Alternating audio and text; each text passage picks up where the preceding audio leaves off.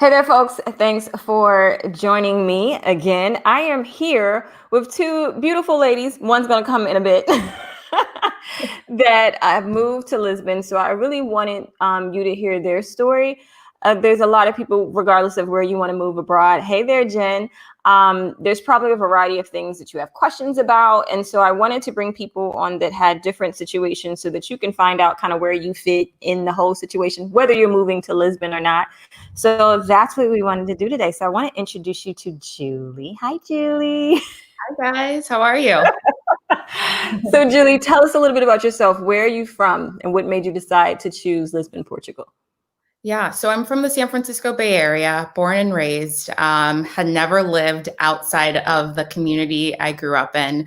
But I knew about 8 years ago when I had my son, Gabe, that I wanted to move abroad with him, that there was just no way I could be raising a child that's Black and Latinx in America, because it's incredible how stressful parenting is. But then when you add the layer of like worrying about your child's safety because of the color of their skin, it's an unbearable kind of stress at times. So I knew I wanted to move abroad with him, especially as he got older, because he would turn from this cute little kid to this, aggressive, intimidating, figure to people who don't know him, and unfortunately will judge him based off the color of his skin. So I knew we wanted to move abroad. I originally thought we would do the UK for a bunch of reasons, work reasons, personal relationships I had out there, but decided on Portugal about a year and a half ago after doing some research. And I just knew it was just one of those things where, like, once I had it in my mind, I knew we had to be out here. So that's why we're here. And so when you said that we're going to bring in Margo. Hey, Margo. Hey, hi guys. Hey, How you beautiful. doing? Margo. Hi, Margo. So Margo, we are introducing you two right now. And so Julie just told her story as to where she's from and why she chose Portugal. And if you can grace us with that as well, tell us where you're from and why you choose Portugal. Of course. Margo Gabriel. I'm originally from Boston, Massachusetts, and I'm a freelance writer for Cuisine Noir magazine. And I came to Portugal actually 2 years ago on vacation and loved it so much, and just kind of bookmarked it in my mind and said, I would love to come back here on a more permanent basis. And so I thought about it over the last 2 years, and then really it didn't hit me to make this a reality until all of the EU closed their borders to. Oh. No. It was just getting juicy. It was getting so good. Okay, so Margo is going to join us again when whatever just happened comes back. Okay, wait, she's back, I think. It's like she got zapped into oblivion. Okay, we're going to let her marinate down there and get that together. So Julie, when you said, wait. Oh gosh. We good? Here I am. You were saying when the UK closed its borders, it was getting good and then we lost you.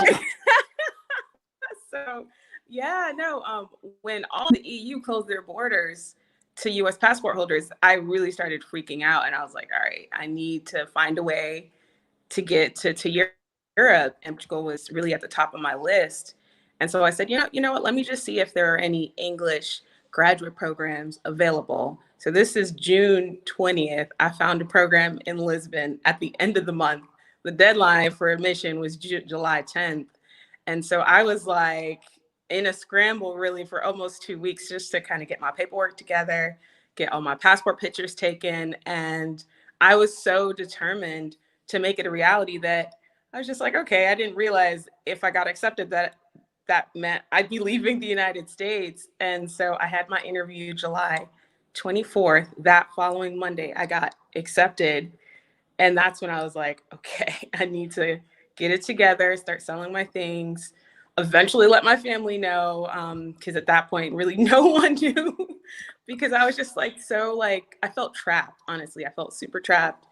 And I felt like this was something that I really had been waiting and sitting on for so many years. Like, when you have a goal and you're just like talking about it for years and people are tired of hearing it. And I was like, I need to really do it. And if I hadn't done it this summer, I don't think I would have ever made the move, honestly. So it was really just like, once they closed the borders, it was the fire that I needed to find a way to get here. Yeah, and it's interesting that you say that. Hey, hello everyone. Thanks for joining us. If you have any questions, just put those in the chat, and when we do our Q&A, we'll be sure to answer that.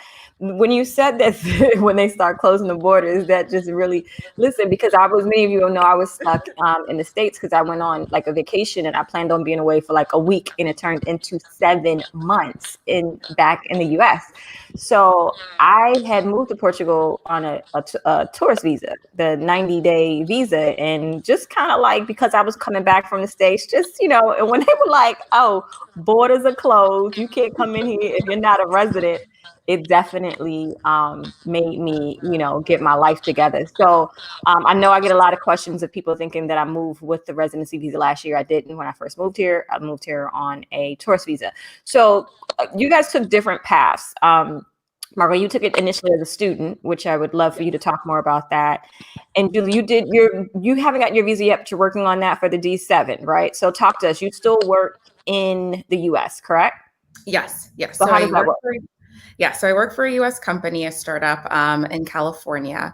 So essentially back in March, like end of February, beginning of March, I was actually out here in Lisbon checking out like places to live and schools for my son, because initially we thought we were going to move this summer.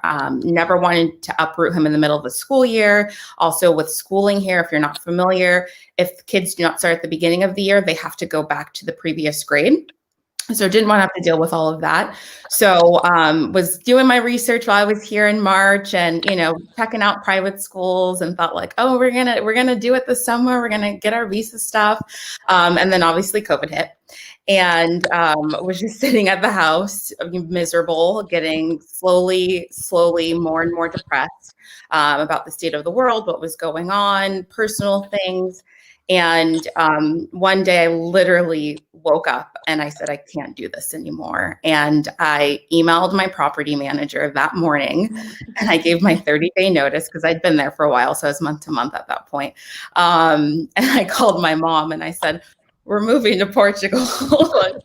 Oh, great. Like, what? Like, what's going on? How'd you do it? Like, when were you guys leaving? I said, I don't know when we're leaving. I don't know anything. I said, I just know that I have to get out of here. So we end up doing some research, because you can't come to Portugal right now for anything that's non-essential. So I have a friend that works here, and essentially I am here doing pro bono consulting for them. And that is how I was able to get into the country with my child.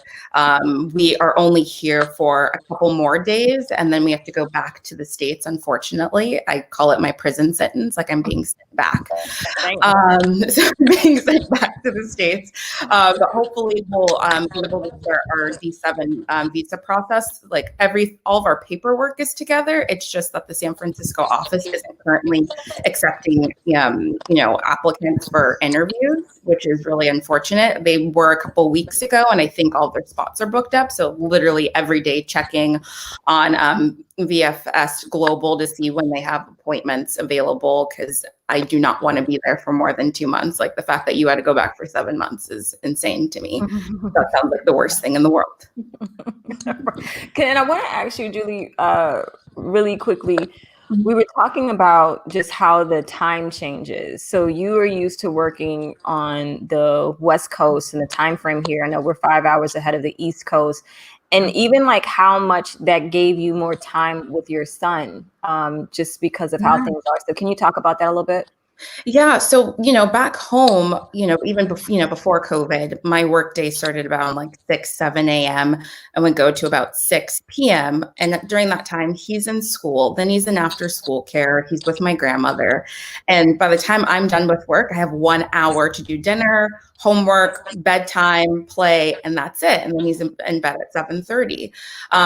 Whereas here, because we are actually both on Pacific Standard Time, so he's doing schooling later in the afternoon and evening, and I'm working later into, the evening into the early morning.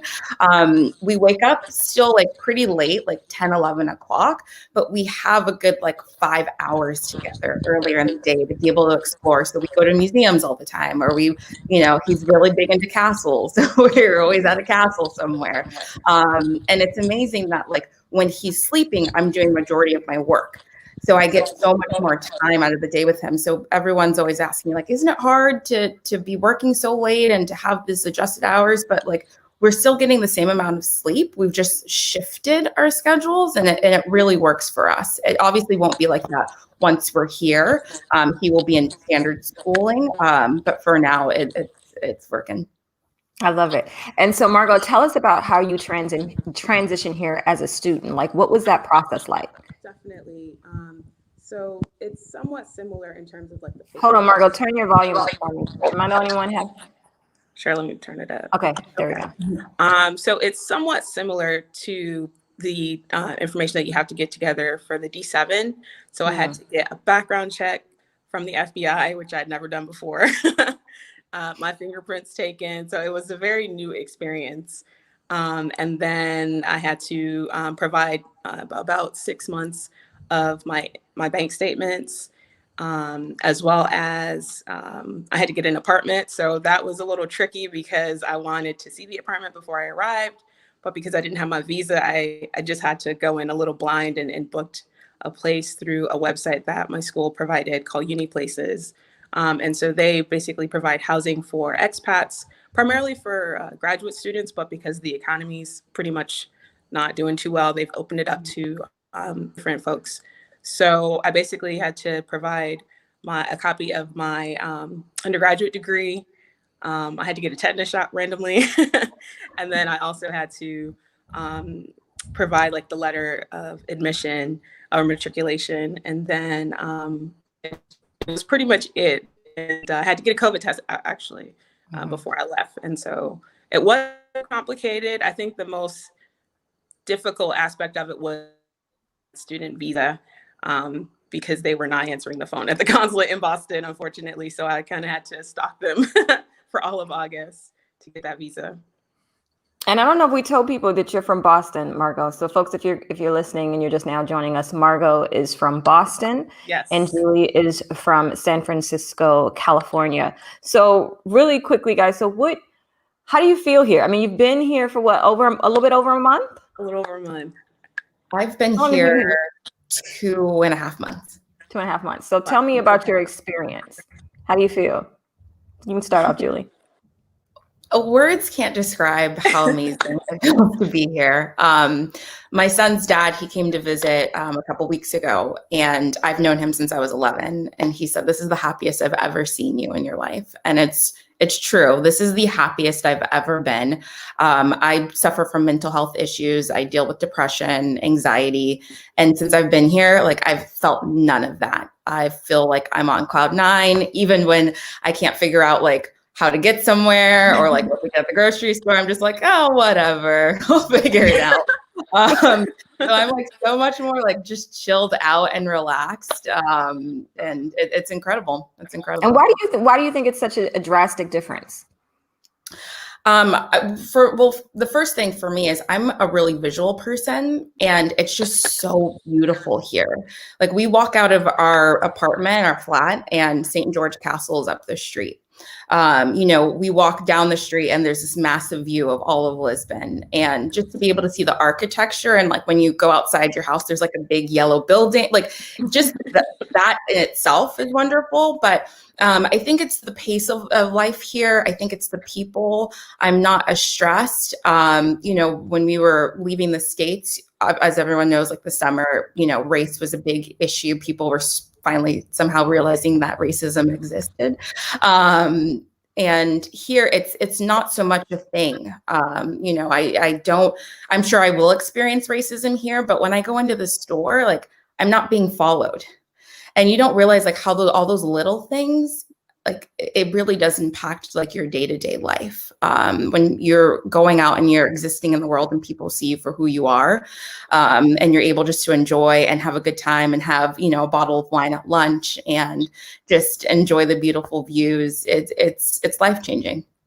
And then how about your experience, Margo, since you've been here? I would say it's just been like a sigh of relief, like to really just be able to to work on my craft, to write, to meet interesting people, and to share their stories. Like I'm a writer at heart. And so to be able to easily transition into that part of like my life has been really fantastic. And Julie said, like, my mental health has been amazing since I've been here. Like, my therapist, when I tuned in for our Zoom chat, she was like, "You're glowing." And, you know, I was meeting with her weekly and she's like, "Let's just do once a month," you know? So like she even noticed. And it's really hard to like describe like being here and how happy I've been, and just meeting you two. It's priceless, honestly. And guys, we're not talking about that you have to pack up your things and move to Portugal. That is not what we're saying.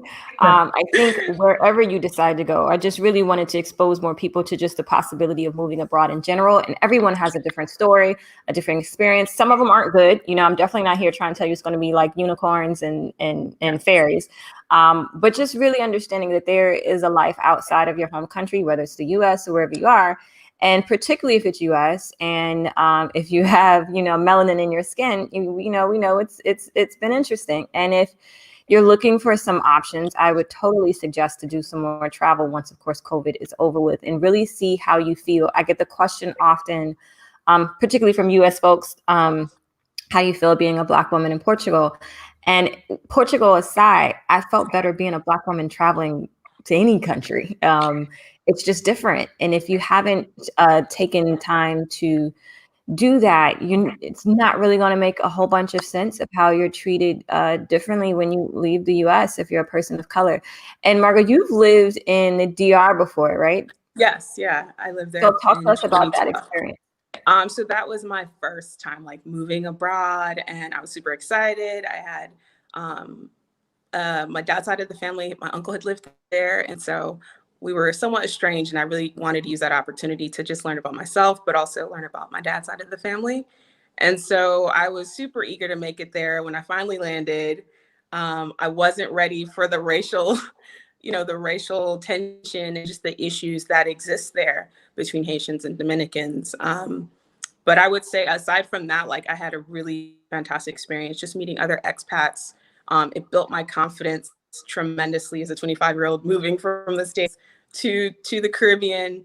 And I would recommend it to anyone to just travel more, expand your worldview, meet people, and just be open to new experiences. And so I think moving here really was like a no-brainer for me. And because I'd already done it the first time a few years ago, I was like, okay, I can do this. Like I have it in me to do it.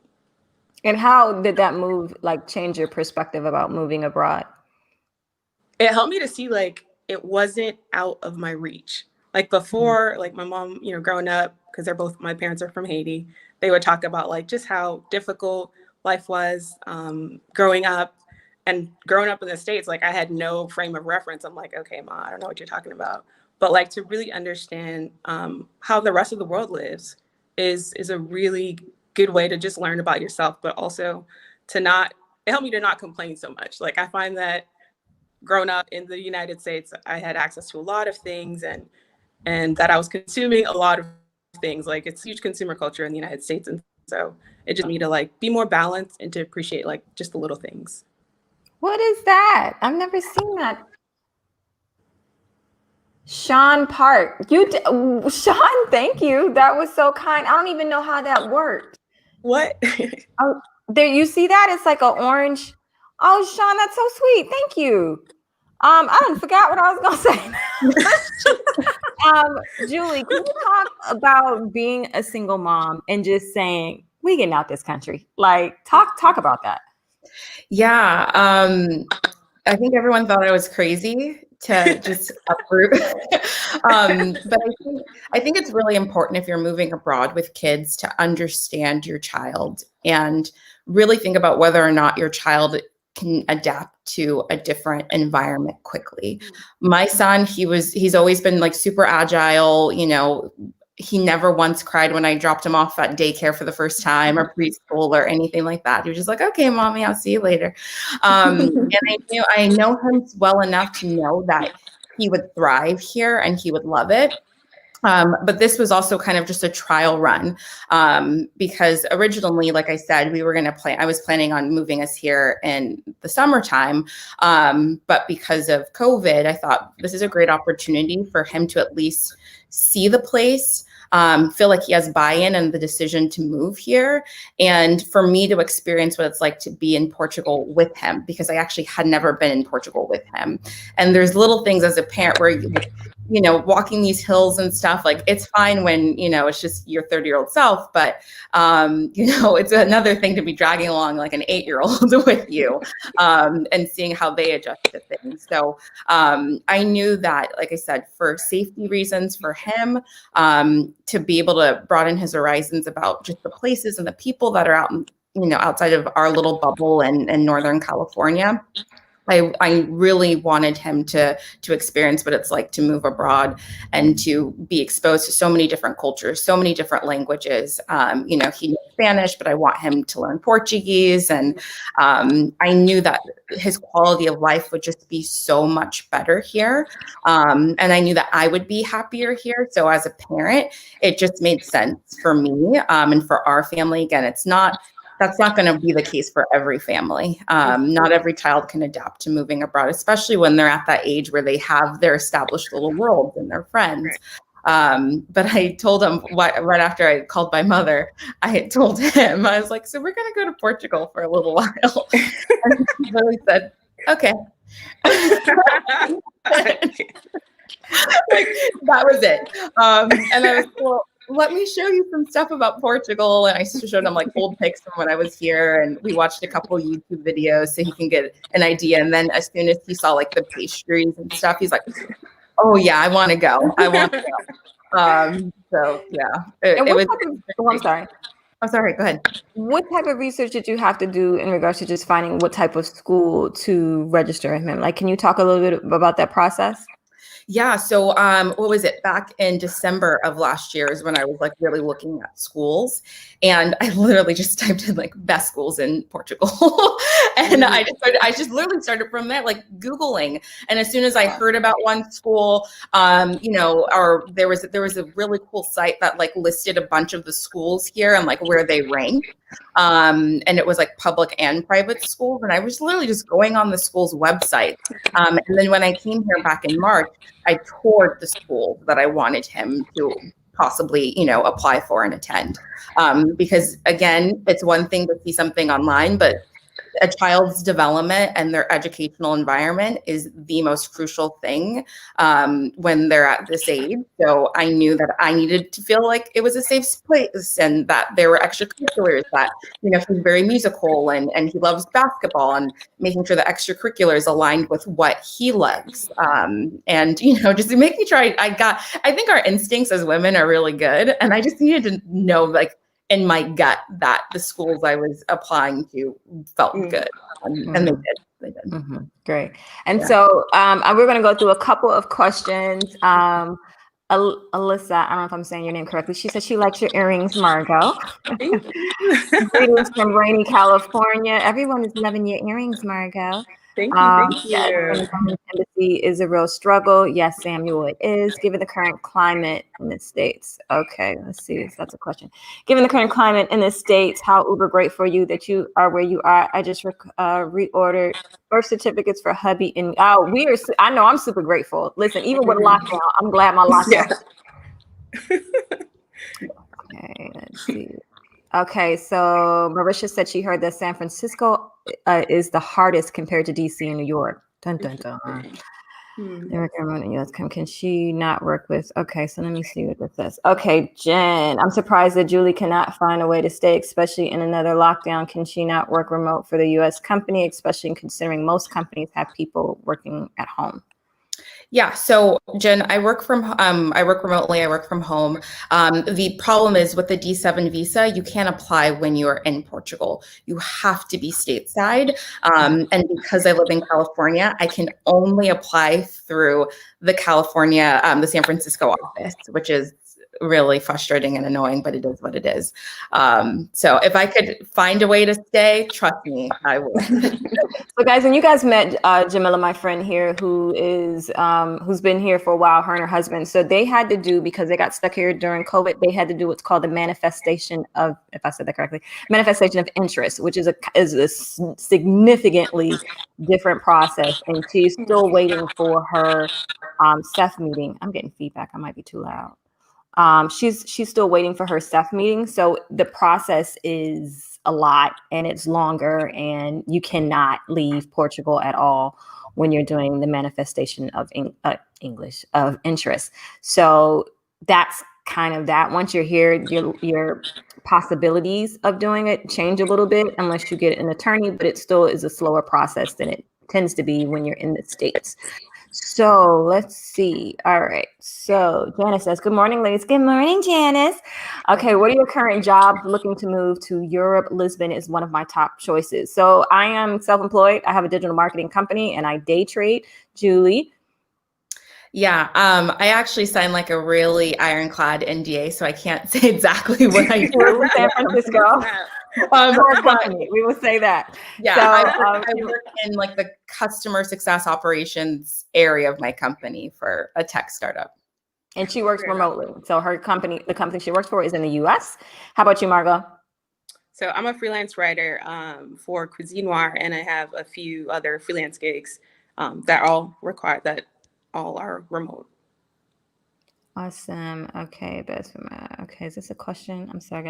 Okay, so excited about moving there, and best part is my husband is on board. Congratulations. That is like one of the biggest issues. Yeah. Work friend is telling him that he wants. Okay, congrats, hon. We're excited about that. You want to make the right commitment going forward. World Traveler says, I am Haitian Canadian American. I would never move to DR. Sean, thank you. Like, I've never had that happen. And I don't know. I appreciate you. I don't even know how to do that. But thank you, Sean. If you're still with us, I appreciate you. Hello from the UK. Hey there, Jen. I appreciate that. Oh, so now everyone's telling me what it is. It's called Super Chat. I got to go Google that. Super Chat. Okay, so we got, as a mom, thanks for inspiring me to take the chance, Julie. Aww. Awesome. Out here inspiring the people. Okay, let's see. When you tell people you're going to another country, they always think you're crazy because most people are stuck and cannot see outside the box. That is accurate. Mm-hmm. Hey there. We got from Lisboa. Hello and welcome. Thanks for the welcome, honey. Okay, can't wait for kids to be raised here and asking what it's like growing up in Texas. Oh, that's awesome, Samuel. Okay, so I wanted to talk a little bit about just energy. So the funny thing about moving abroad is that I feel like your intuition kind of slowly dies when you are doing the same thing over and over again. And you're kind of in this rut. You do the same job. You see the same people, all that type of thing. And so what I found is when you are coming to an environment, Portugal or anywhere, you are forced into this bunch of newness. And it seems like your intuition gets louder and you're attracted to people's energy. And so I met Margo and Julie, like, again, less than a month ago, and we feel like family. Yeah. It's so crazy. And so as an adult, especially 140 plus, making new friends is just, I don't even never know there was a way to do it. But we met on the same day. Yeah, it's so crazy. It's so crazy. I was telling someone, I think I was talking to my grandmother. And she goes, oh, like, she's like, I love that you guys have this little family there. And it's so great that you were able to fit in with Cinnamon and Margo. And she goes, how long did they know each other before you met them? I was like, they did it the same day. She like could not believe it. And Margo was so cool. I think Julie and I got some food, and then they all love food. So if you love food, like you're gonna be okay with it. Those people who just live and don't care about food, I don't understand it, and we probably could be friends. But so we were like, we're going here for drinks, and Margo was like, all right, like let's do it. It's been super cool, and just the energy, and just really feeling connected. And the one thing I just want to encourage you guys. I know there's a lot of frustration with COVID and being stuck. And I was there. I was stuck in the US for 7 months. I had all my stuff in Portugal. I was getting over a breakup. Like it sucked. Okay. And then I just as recently as last night, I was putting groceries up and I just had to stop for a minute. And I was like, yo, I'm God, for every time I doubted you and I was being a jerk or a brat, like I'm sorry. It literally everything kind of prepared me for this moment. And I have no idea what the future is supposed to be after this, but I feel so much more at peace. Like just 7 months ago, it was bad. It was bad. And it's interesting because when I talk to people who have suffered from like mental health or depression or whatever, not just Portugal, but just moving period, it's like the stress is different. You're still gonna have a type of stress because you don't know what you're doing. You're out here, you know, might be by yourself and it's just different things you don't know how to do. But I'm telling you guys, it's different. Do either you want to speak on that? I'm gonna go through some more questions. Yeah, I think for me, again, I was in a really weird position because when I left California, it was literally the whole state was on fire. So there wasn't stress about moving. Like I had been inhaling smoke for 3 or 4 weeks at that point. I think it was either the day we left or the day before we left. The sky was literally red and it looked like we were on Mars. So I felt like I just could not bear it anymore. So yes, it was like stressful to like pack up my apartment and do all this stuff. But I kept forgetting that I hadn't told people. So I would be on the phone with someone. I was like, and they're like, oh, you mentioned something. And I'm like, oh yeah, I'm going to be going next week. And one of my best friends was like, wait, what? I was like, oh, I didn't tell you. Yeah. What about you, Margo? Wow. Yeah, I would say for me, like I knew I was going to move, but hardest part was like telling family and friends. Like I told my immediate family, I told my mentors, and I told a few friends. And then I was a little hesitant to like actually just start sharing like my life here online. And so I had done an interview with the Huffington Post. And that's when I was like, you know what, I'm here, like I'm happy and I'm ready to like share that experience. And so when I posted it finally to my social media on my Instagram, I was like, all right, how many people are actually going to read this link? Like, I was like, okay, new post, whatever. And then finally I got these like notifications, people texting me and like they were commenting, they're like, where are you? I'm like, oh, I'm in Lisbon. And they're like, what were you going to tell us? And I moved super low key. Like, I'm just that person. Like, if you know, and that's okay. And I figure like home's always going to be there. Boston's always going to be there. And like, if I need to visit, then that's what I'll have to do. But I just felt like it was time for me to like start living like on my own terms and just like doing things for myself, just because as a middle child, I'm always like, helping others and super nurturing. And I was like, okay, I'm 34. Like it's time to really just like focus on like what I want to do. And I'm really glad I did that, honestly. So we have Nomadic Jamaican asking, can the residency visa be done before travel to Portugal? So if you have to do it in the States.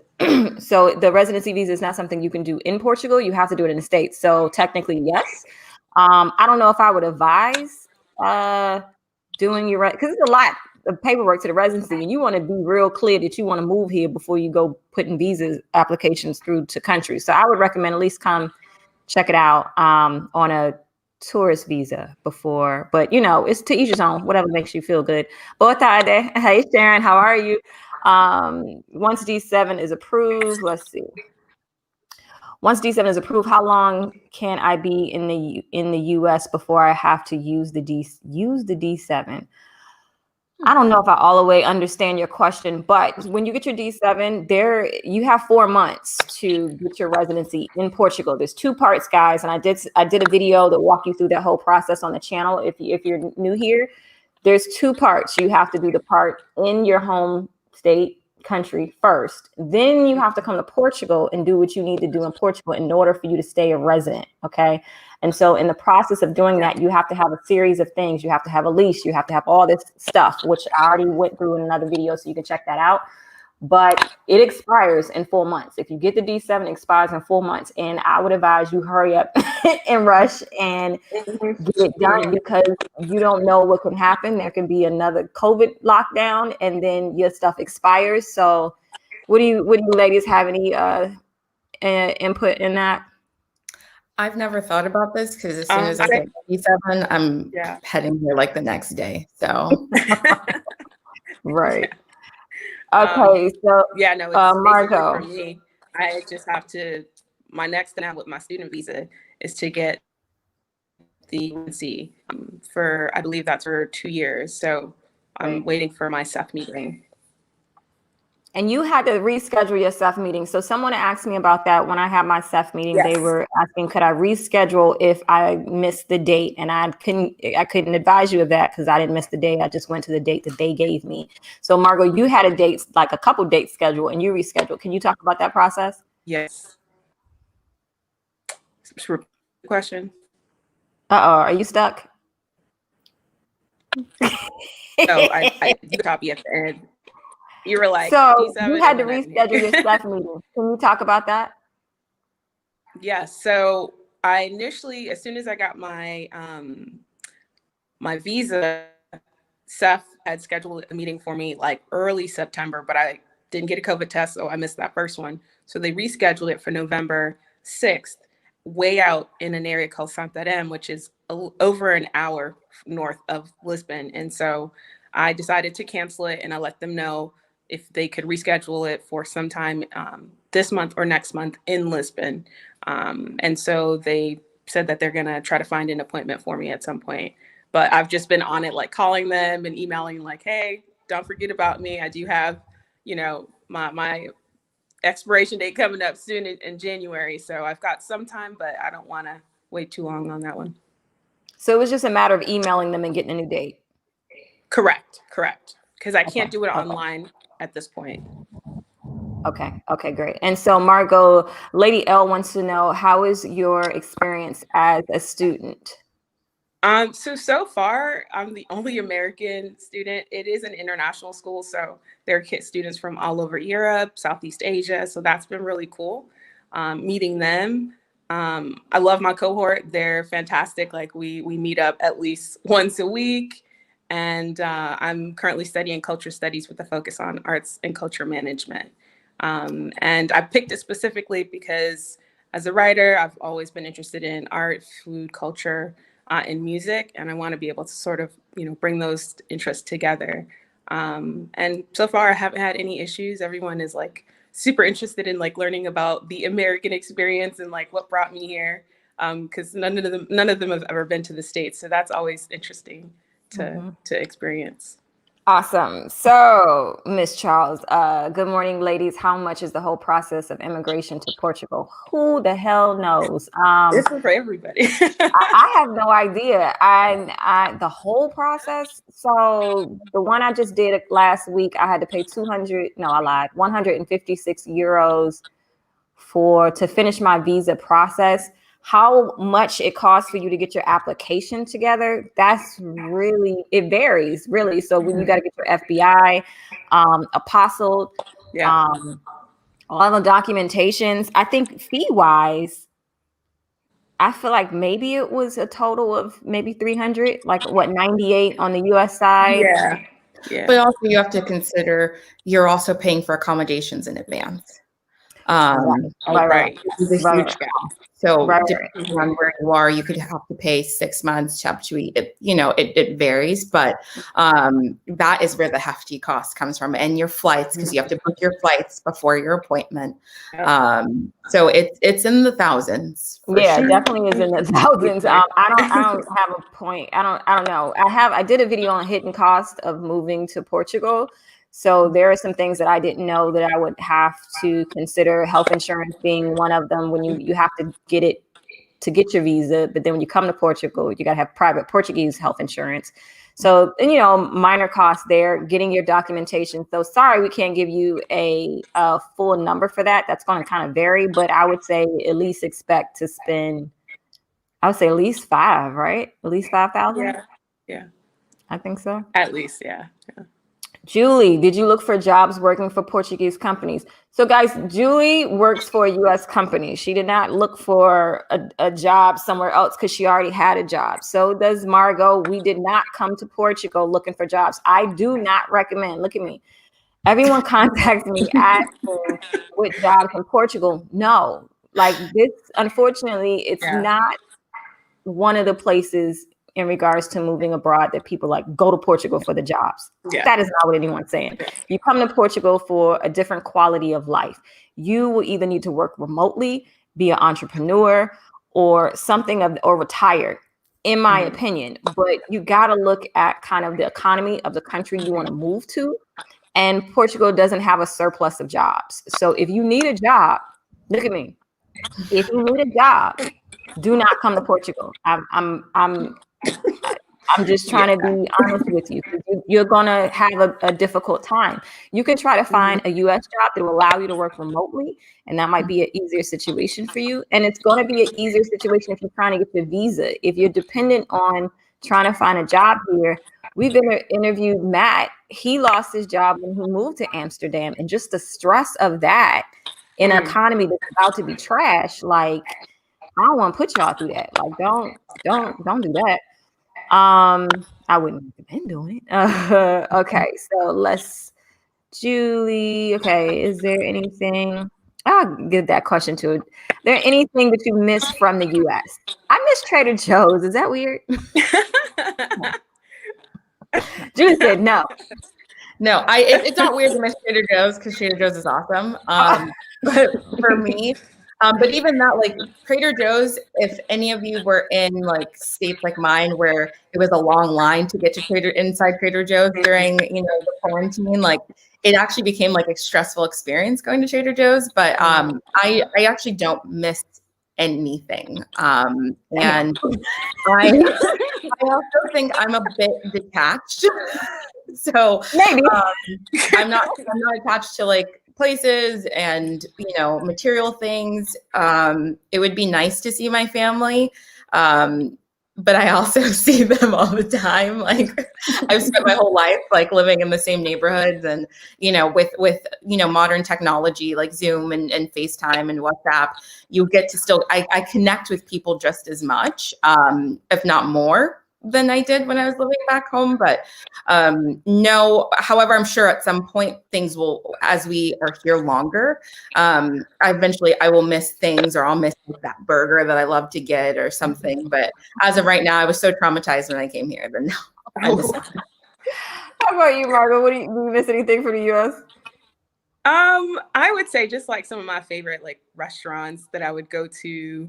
Of course, I miss my family, but there's plenty of amazing food here. So yeah. There's such amazing food here. Yeah. So good morning, ladies. Good morning. Cinnamon, do you trade Forex? I do not. I trade options on the indices exclusively.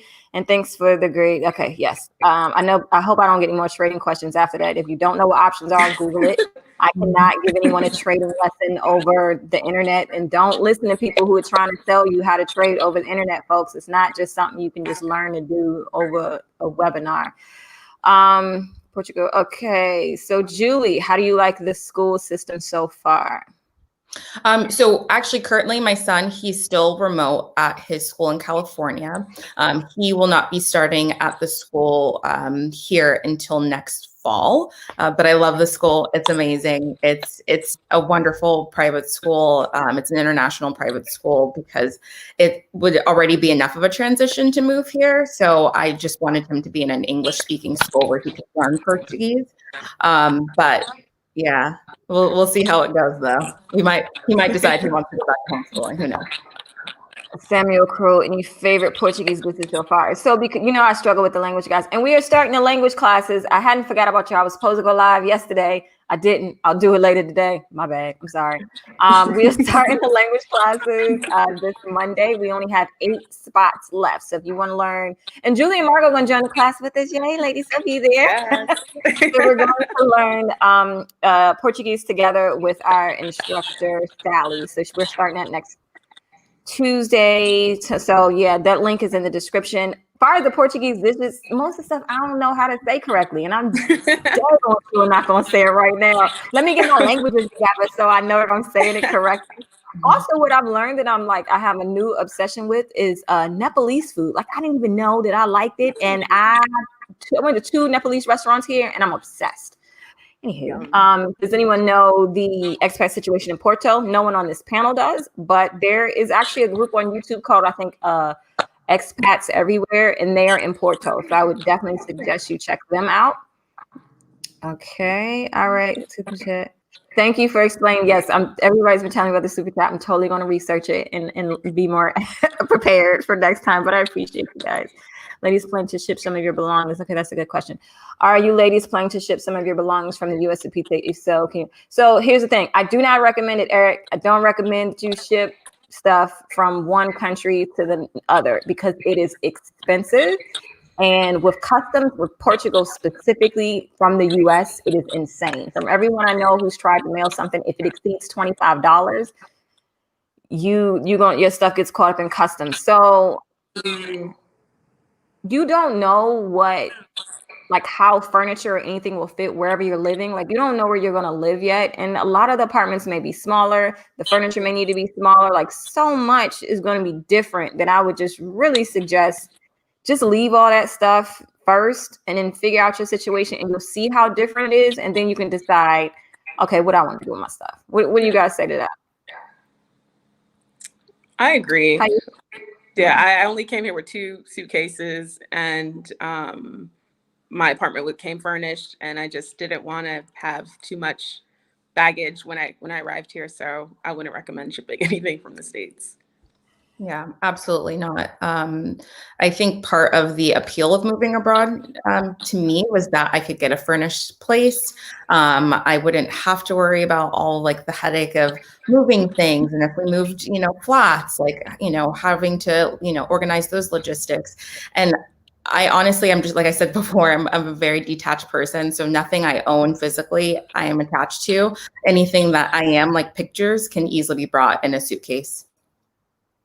And the thing about, guys, you know how stressful moving is, like in your regular state, when you have to get like movers and like reserve elevators and get like, it is now multiply that by 100 doing it in a whole other state where you don't know anyone, you don't know if the moving companies are credible or reputable or any of that. So, and then here, not all the places have elevators, and the elevators may not be able to fit whatever big thing you try and bring here. So I would say just come here, check it out first, and then kind of decide. So Nicole, question for Julie. Did you say the kids have to start at the beginning of the school year to not repeat a year? Is that a Portugal or a California thing?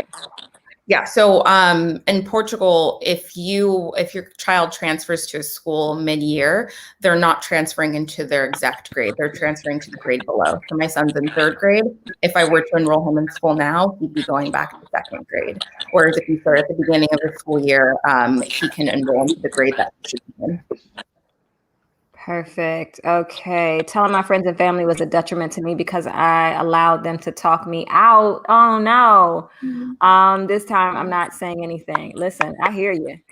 Okay. So for those of you, Marisha said she used a shipping company out of the San Francisco Bay Area to Portugal using U-Pack We Ship. They have containers and pallets.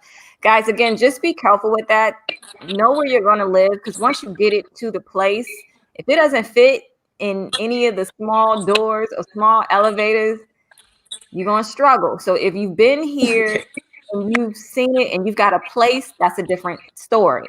But if you haven't done any of those things and you're concerned about shipping your stuff to a country and you don't know how any of that works once you get on the ground, how big the doors, like, it's going to be bad. I'm telling you, you're going to end up spending a lot of money, and I don't want to see y'all do that. So just please do a look-see before you just are sorry. I learned that half of the stuff that I had in my house in DC, most of it cannot fit in any apartment that I've had. Okay, don't waste time. Okay, so I think, let's see. So in America a couple of months ago and now. All right, I'm trying to school program Margo applied for. Margo, that question is for you. This is so validating. I also left America on a whim a couple months ago, and I am in Ireland. Oh, that's right. But hoping to get to the Shannon soon. Okay. What was the school program Margo applied for, and where? Yes. Okay. So the program is called Culture Studies, and my focus is arts and culture management. And the school that I attend is called, I'm going to butcher it, Universidade Católica de Portuguese, Lisboa. Yes. Repeat that again for the people in the back. Oh my God. And again, guys, remember, this is the video. So if you didn't hear what she said, just rewind the video. And just, you know, we smart over here. I'm going to send the link. Oh my goodness. Okay, she's going to give us the link. We'll put it in the description when this is over. I love hearing you say it, though. Oh, it's so painful. Okay, all right. Let's see. How long did you stay on your tourist visa? You are only allowed in the EU for 90 days with the tourist visa. After that, you got to get out of here. You're illegal. Mm-hmm. What were the costs like to study abroad in Portugal? I guess that's for you, Margo. Okay. So my program is about 6,000 euros. So I don't consider it like a study abroad program, like, because I've moved here, but usually like study abroad programs can range from like 1,000 to, you know, $5,000. Really depends on like where you're going, what part of Europe you're staying in, and what the standard of living is like. But my program is just about 6,000 for the 2 years, and it was just a no-brainer for me. I could not have afforded to go to graduate school in the United States and pay less than $30,000 a year. Like it just, I was like, of course I'm moving here. So it's impossible. Okay, Crypto, thanks for sure. Average time to get a D7 approval once you have your appointment at U.S. consulate. They told me 60 days when I turned in my application. Mine took about 45. I did mine in the middle of COVID. Soon as the offices opened in DC, I was at that office every single day for like 8 days straight. I'm sorry, I'm reading these comments, and you guys are funny. Would be worse now after COVID. I agree, Serena. Yeah, so the average salary, it ranges from 700 euros. And so look, we're about to go through a global recession, guys, not just the US, not just Portugal, all over. Things are about to get gangster.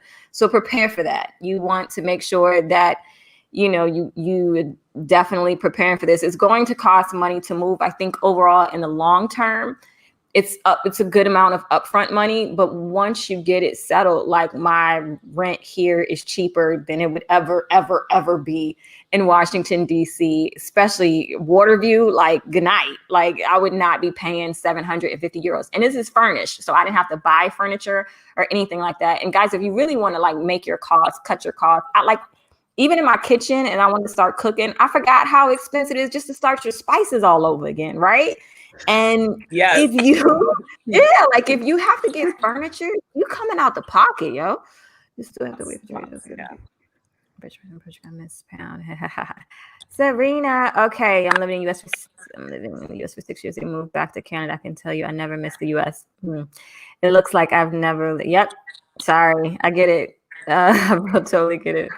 All right. I was living in the US for 16 years and moved back to Canada. I get it. Okay, favorite neighborhoods in Lisbon. So this is really going to depend on what you're into, what you like, what your circumstances are. And Lisbon is pretty small. Like if you're comparing it to cities in the States, like DC, New York, major cities, you're going to think you're lost, and then you'll see a place and it looks familiar. You're like, oh God, I know where I'm at, So I lived in Estefania. I can't tell you about all cities and neighborhoods because I haven't been to all cities and neighborhoods. So I really enjoyed Estefania, Saldana. I wouldn't move to Alfama, not to offend anybody Portuguese. That's just me personally. So it really just depends on what you're into. And in the short time you guys have been here, do you have any neighborhoods that you like so far? Go ahead, Margo. So I live in Baixo, which is like central Lisbon. And as a city kid from Boston, like I really love being centrally located. So I enjoy it. Let's see. I like Bica. There's a lot of great restaurants and live music venues. I would say those two areas are really nice. And what's your? I already know what Julie likes now. We're currently in Graça, and I love it here. But Príncipe Real is my jam. That's probably where we're going to end up moving. And outside of the city, Sintra that's where we spend our weekends. I love Sintra so much. Okay, so did I do the right one? I have dual citizenship, UK, US, currently residing in US. I just put my house on the market. Ooh, you went all out. Okay. Then on the next plane, I'm assuming, out. Okay, you with it. Do you know what the CEF requirements are? You need to go to the CEF website, hon. I don't know them by heart, obviously. But I just did 2 videos right after this one about the process with CEF. You need to go to their website. It'll tell you all the requirements based on your personal situation. But I advise you look at that before you get that plane ticket, because you want to make sure that you have everything set, because if you come here and your visa expires, you're going to be in a really struggling situation. So you don't want that to happen. Okay. Hello, ladies. I'll be moving to Valencia next month with my daughter. Congrats. The Spanish visa process is a lot more intense than for Portugal. Did you ever consider moving to Spain? I, no disrespect, have never had a good experience in Spain. I think I've gone there 4 times and I've had a racial issue every time I've gone. Doesn't mean that's the situation for anyone else. So for me personally, me in Spain I would never live in Spain, but that's just me. Have either of you been to Spain? Considered it. You considered it? What made you go with Portugal? I briefly consider it in the sense that, like, anytime I'm in Barcelona, I'm like, it'd be great to live here. But I love the fact that Portugal, especially Lisbon specifically, is very small, and it still feels like it's a city, but when you're in certain neighborhoods, it feels like you're just in your own little tiny community. And Barcelona, I just didn't get that feel. Madrid is okay. Not in love with it, but I heard great things about Valencia, so congratulations. How about Margo? Have you considered Spain? I've never thought about moving to Spain, but I did get a chance to visit early this year, really before the lockdown. I was in Barcelona and Madrid, beautiful cities. Margo, we're losing your reception, honey. We can't hear you. Radar there. You can't hear that. I can't hear her. So, hey, Miss Clark. Miss Clark, she's going to be in our language class. So we are going to get to know each other and have a good time. Are there a lot of vegan, vegetarian food options? There absolutely are. And as I was telling you, for the Nepalese place, they have these really good vegetarian food with some sauces. But yes, it's plenty of vegetarian. I mean, and then too, it's a bunch of fresh food here anyway. So that's the least of your problems there. When you're here, check out Food Temple. It's a really great vegetarian restaurant. I don't feel like I know about that. So I feel like you holding out. I joined the language class. Yes, Marissa, we're going to be learning the language together. Very excited to learn with the group. Absolutely. I'm not great with the phone. Girl, I tried those phone apps. I struggled. And again, if you guys want to join the language class, we start next Tuesday. And if you see this video much later in the future, We will, that Marge just rolled out. I know, it looked like somebody snatched her. Yeah, we're going to start our language classes next Tuesday, and we only have 8 spots left. So after we reach 20, we are shutting down the doors. And hopefully we'll have like a waiting list that if people can't get on, if we do the class again, we'll let you know. Okay, I'm bringing you Margo just rolled out on us. Margo, so Jen says there is a large expat community in Porta. So yeah, so I don't know much about it, but Jen has some info on that. Yeah. So can I find an English version of the application for residency? I emailed one out to folks. So the video on how to apply for the visa, go to that, click the link in the description that talks about the checklist, and then after a while the English application will be emailed to you. Okay, so are you familiar with any of the islands of Portugal? I'm thinking about moving soon. No, I see, before COVID I planned on doing all of that. I was going to go and I was going to see all that stuff, and no, so I haven't been to the islands yet, but God willing, whatever happens this spring or summer, we'll definitely get into that. Okay, anyone need okay, so anyone need to email me? Okay, whatever. If you ship your own belongings, you won't have any taxes or fees in Portuguese. Otherwise, you'll pay import fees and crazy taxes. I'm not even touching that if you shipping stuff in here. I already told you how I feel. Just selling just stuff. I agree. Definitely wouldn't do furniture. Don't do it, guys. Don't try to bring no furniture from your country to Portugal. Just please don't do it. Okay, so will we have another language class at another time next year? Don't really know. We try to figure this one out. If we love it and it was great, we'll see, and we'll also see if the teacher feels like doing it again.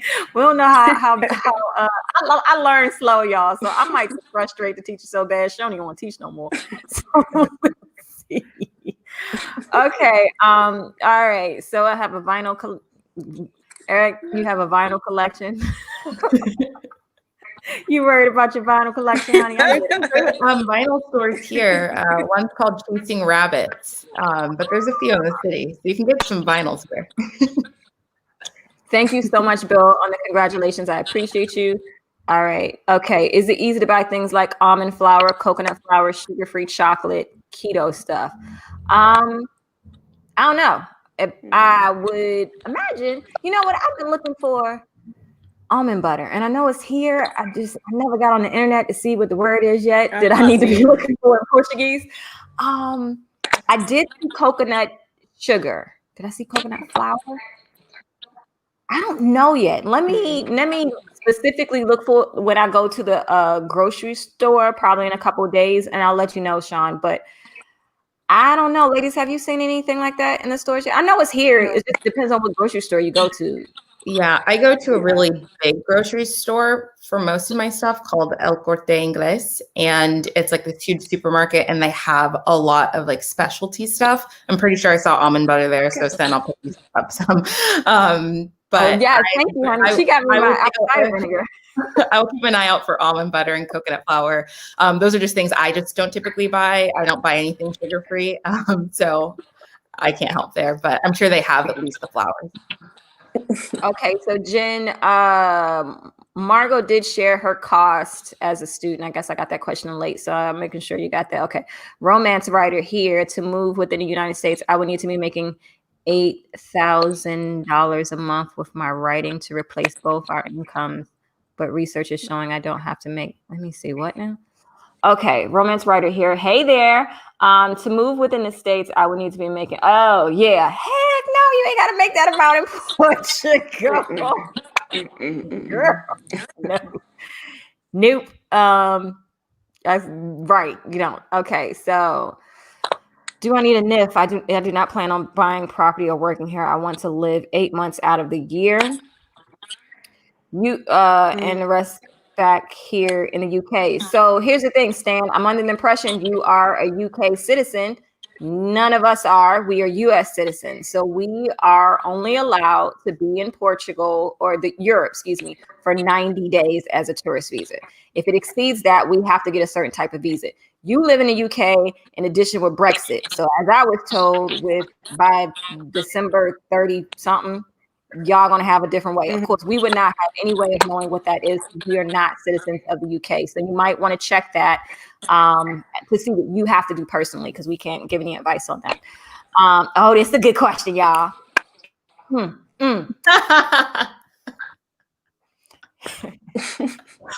What's the dating scene like? You know, it's so funny. So I had WhatsApp Julie and Margo last night, right?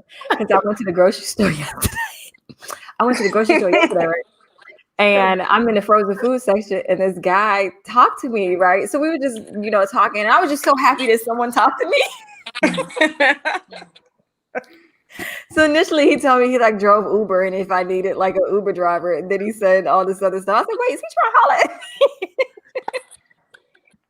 I said, y'all, someone's trying to holler at me. What's the dating scene like? So the hard thing is, like, I don't think I knew how to date in the States. I feel like all my dates came from an app, and that last one really took me out of here. So I don't know. What y'all feel on the dating situation here?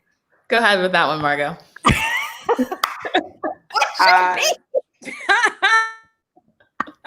Everybody giggling. Nobody don't answer know. that question to say it in public. I forgot it in public. Maybe they don't want to talk about it in public. What I will say in these comments. There are very good-looking men and women here.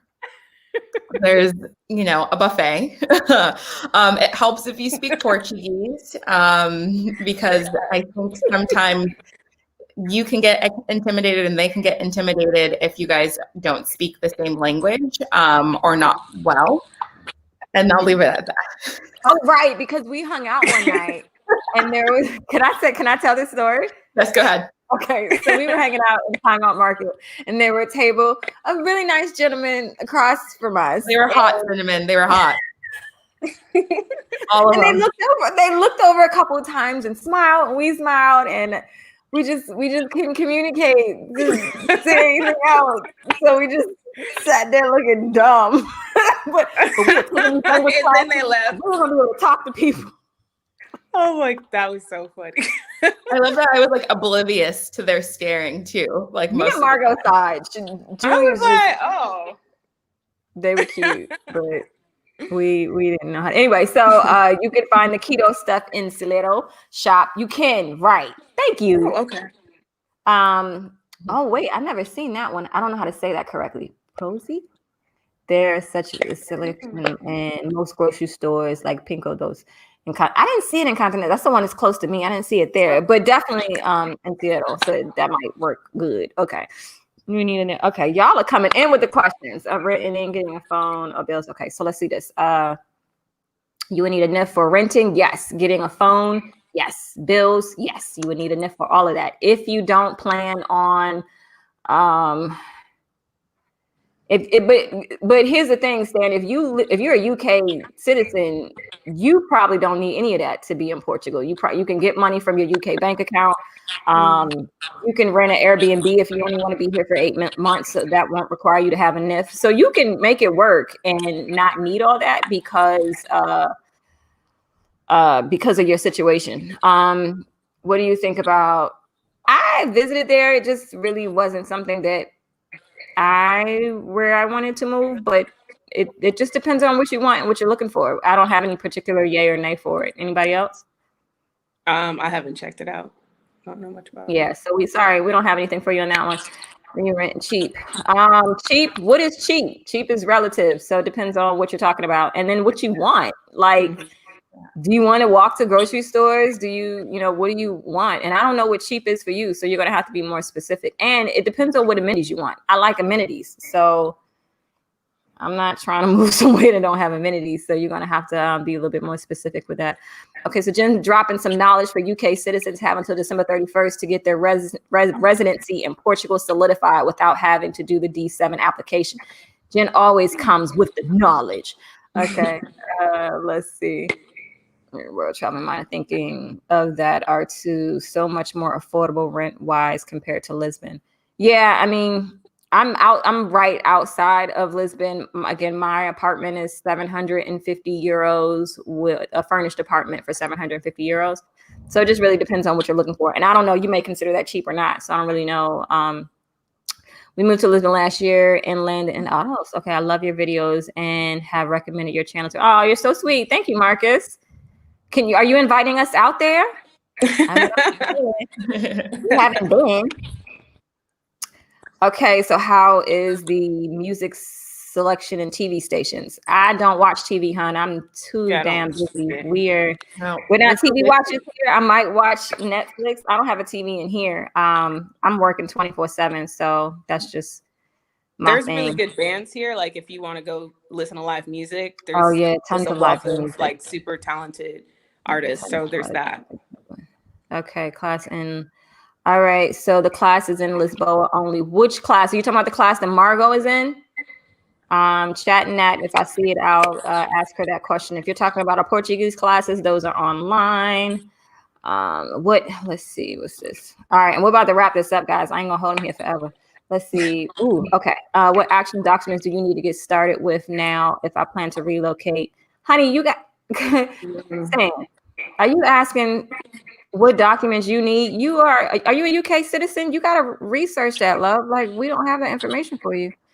How is the Airbnb situation in Lisbon? When you say situation, I am thinking of that for a duration of a tourist visa and just working remotely from there.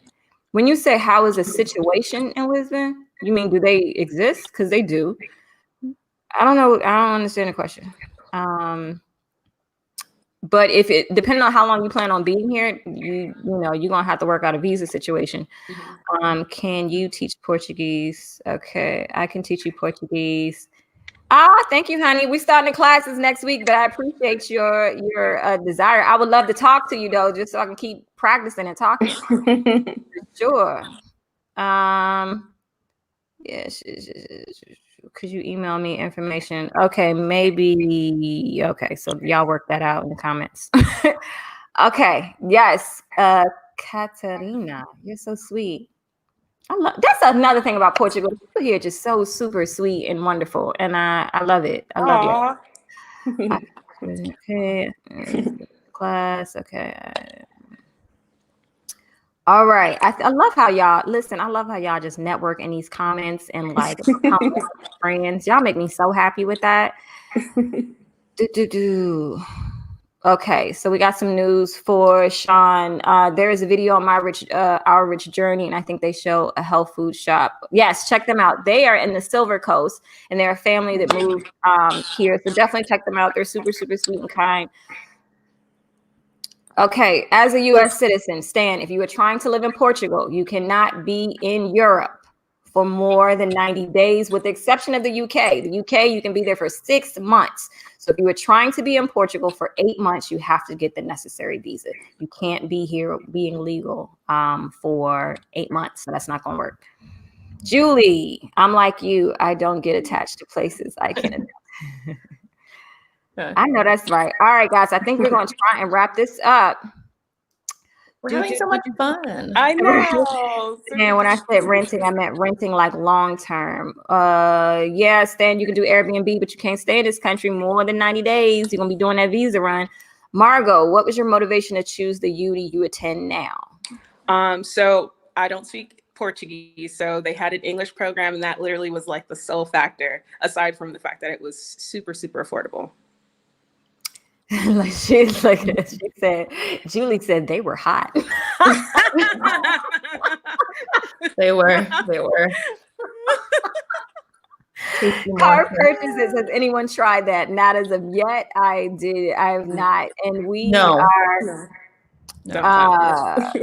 That's part of the reason why I wanted to move here, is so that I wouldn't have to drive. Everything is so easily accessible, either via walking, public transit. Like Ubers are super cheap here, but absolutely not. I'm giving up my license when I move here. Right. So Mr. Brown wants to know, is that there is a Kizomba dance scene here. My girlfriend goes there and dances all the time. You got to remember, there's Brazil, there's Cape Verde, there's Angola, like Guinea-Bissau. We everywhere. Yeah. Yeah. Damn it, I did that again.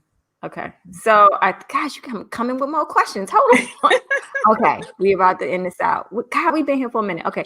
Do you watch How do you watch RTP news to keep up with news there? Meaning news in the States?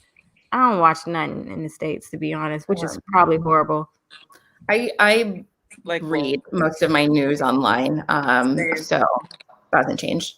Okay, Julie, that one's for you, hon. Which area are family friendly? Julie don't know all the areas, but you can say where you. I don't know all the areas, and again, like what my kid is used to and can adapt to is different from what your kid or someone else's kid might like. I do find Principe Real, my son loves it there. There's a couple little parks and gardens there that are nice, but I'm sorry. Everywhere for me, everywhere. Like there's not been one place I've traveled to while we've been here that my son didn't love and have a good time exploring. But not what's the neighborhood? Baisha. I think that is not family. I think it's like so in the center of not family friendly. Yeah. It's not family friendly. There's no greenery. No. Okay. Any regrets, ladies? None. I might have to think about that. Off the cuff, I don't have any right now. Yeah. No, I wish I would have done my D7 just like at the start of COVID, but that's it. Are y'all baddies single or not? First of all, if you call me a baddie, then that's single to you. Don't talk to me like that. I'm a 40-year-old woman. That's not cool. Heading to Lisbon. After 9 years. Okay. All right. See, after 9 years, how long do you need to stay gone before you can return to Portugal? I think it's so your 90 days are cumulative. So within a 180-day period, you can't be in Portugal for more than 90 days. So 180 days is 6 months, right? I can't do my math. So within a 6-month period, you can't be in Portugal for more than 90 days. Trust me, you don't want to deal with that visa run stuff. Just go ahead and get the necessary visa you got to get so that you won't. RTP is Portuguese. My bad. Thanks, Jen. I haven't watched anything. I have no TV for anybody's news. Sorry. Okay. So I think if we're not done, we're going to have to be done because we appreciate you. We hope we were able to give you some information and make you feel, I don't know, about whatever decision you have, whether it's moving to Portugal, whether it's moving abroad in general. We're trying to share various experiences, and you guys, you can do it if that's what you want to do. Are you and your families learning Portuguese? So families, the families we left back, or Julie's son is going to be multilingual in a bit. So, it's online. I probably won't. Okay, guys, thank you so much. Thank you. Thanks for having us. Let's do part 2 in a couple months. Okay, let's do part 2 once you get settled. Because and guys, like totally pray for Julie that she should come back. Come back and quick, and won't have any issues in the San Fran office. So definitely give your warm energy to Julie. Thank you so much. Yeah. Oh, so happy you enjoyed that. So yeah, guys. Julie, are you giving out your Instagram or not? Yeah. It's just do you want to just put it in the description? I'll put it in the description.